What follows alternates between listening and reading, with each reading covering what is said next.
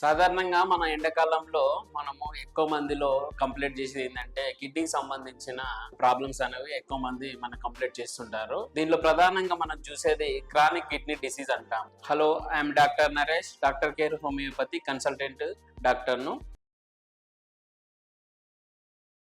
Chronic kidney disease అంటే ఏంటి అంటే సాధారణంగా బీపీ షుగర్ లో ఉండే వారిలో ఈ క్రానిక్ కిడ్నీ డిసీజ్ అనేది డెవలప్ అవుతూ వస్తుంది. దీనిలో ప్రధానంగా మనకు జరిగేందంటే కిడ్నీ పనితీరు అనేది తగ్గడము, తద్వారా దాంట్లో వచ్చే లక్షణాలు ఏ విధంగా ఉంటాయంటే పేషెంట్ కు కాళ్ళ వాపు, తర్వాత ముఖం వాపు జరగడము, యూరిన్ అనేది తక్కువ రావడము, యూరిన్ లో మంట రావడము, ఇట్లాంటి లక్షణాలు ప్రైమరీగా మనకు కనిపిస్తూ ఉంటాయి. దీని వల్ల ఏంటంటే మనము సాధారణంగా అన్ని ఇన్వెస్టిగేషన్స్ మనం చేసి చూస్తే దీంట్లో సీరం క్రియాటిన్ అనేది పెరిగింది అనేది మనం చూస్తాం. ఈ క్రానిక్ కిడ్నీ డిసీజ్ లో సీరం క్రియాటిన్ అనేది పెరగడం అనేది ఒక సిగ్నల్ లాంటిది అనమాట. ఎప్పుడైతే మనకు కిడ్నీ డిసీజెస్ అనేది ఎక్కువ కిడ్నీ అనేది మనకు డ్యామేజ్ అవుతుందనో లేకపోతే కిడ్నీ పనితీరు తగ్గుతుంది అనేది మనకి ఎలా తెలుస్తుందంటే ఈ క్రియాటిన్ అనేది పెరుగుకుంటూ పోవడం వల్ల మనకు కిడ్నీ పనితీరు అనేది తగ్గుతుంది అనమాట. దీని వల్ల యూరిన్ తక్కువ రావడం పేషెంట్ కు, తర్వాత తరచుగా వామిటింగ్స్ కావడం, తరచు హెడేక్ రావడము, యూరిన్ ఫ్లో అనేది తగ్గడం అనేది సాధారణంగా మనకు ఇట్లాంటి క్రానిక్ కిడ్నీ డిసీజ్ లో జరుగుతుంది. ఇది ఎందుకు జరుగుతుంది అంటే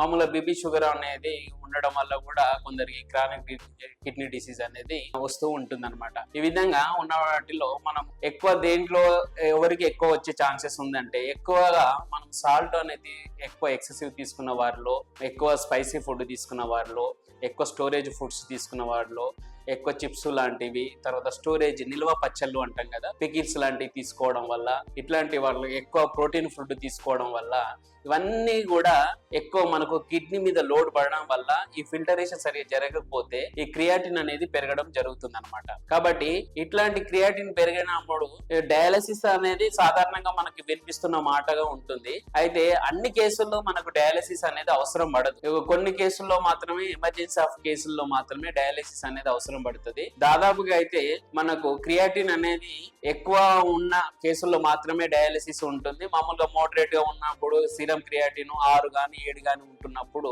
మన కంపల్సరీ మందులతోటి దీన్ని డయాలసిస్ పోకుండా తర్వాత కిడ్నీ పనితీరు పెరిగి పేషెంట్ ను మనం కాపాడొచ్చు అన్నమాట.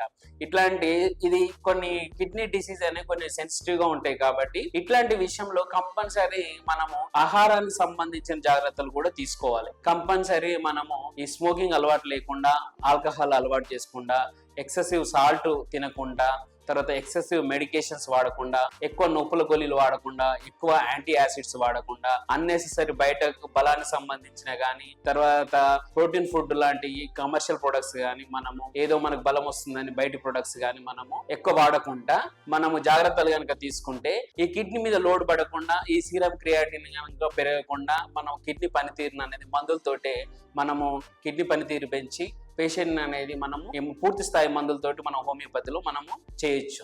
ఇట్లాంటి క్రానిక్ కిడ్నీ డిసీజ్ లో డయాలసిస్ అవసరం పడుతుందని మనం భయపడాల్సిన అవసరం లేదు. మందులతోటే కంపల్సరీ కిడ్నీని మనం కాపాడుకోవచ్చు.